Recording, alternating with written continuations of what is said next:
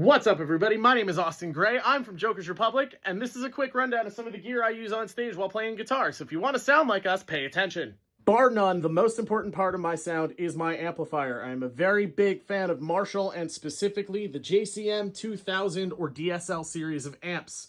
I have the 40-watt combo and the 100-watt head, and I usually run through a 1960 angled cabinet if I have the option. If you have a different amp that you're already a fan of, but you want to sound like us, get this pedal. It's the Marshall DSL pedal. It sounds pretty much exactly like both of these amps. I use this when I'm not allowed to use my own amp because the show is backlined. My pedal board is absolutely tiny, and that's okay because it's the most boomer setup you will ever see. I really only ever use these two buttons. This is the foot switch for my amp that switches it from clean to dirty, and this is a Tube Screamer Mini that I got from one of my favorite high school music teachers that I use as a gain boost for solos. This is a Crybaby 95Q wah pedal. You can tell because it automatically returns. I got it because Real Big Fish likes it. I have a Carbon Copy Deluxe. I use it for one song. This is the Shure GLXD wireless system. It has 200 feet of reception, plus you could also flip it to a tuner.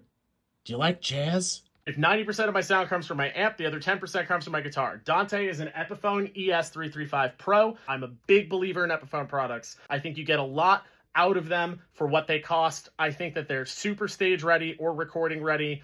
You don't have to modify them, but I did modify mine. I break a lot of strings. That's a Graphtec nut and a Graphtec bridge, and the pickups are both Gibson Burstbucker 1 and 2s. The reason why I modified the pickups on my guitar is because I'm a very big fan of Adult Swim's Metalocalypse and the band Deathclock. Brandon Small is actually a pretty big musical influence on me. I have the Thunder Horse Explorer and the Snow Falcon Flying V, which both have Gibson hardware in them stock, which is where I got the idea to do it on Dante. You have the most recent Metalocalypse movie that came out on Blu-ray. I'm actually in the bonus features playing Thunder Horse on a Thunder Horse. However, even a graphite bridge can't survive me sometimes, and that's why I always bring a backup. This is an Epiphone Les Paul Modern. I love these guitars. They're like 60% of the weight of a regular Les Paul, and they do some stuff that a normal Les Paul doesn't do.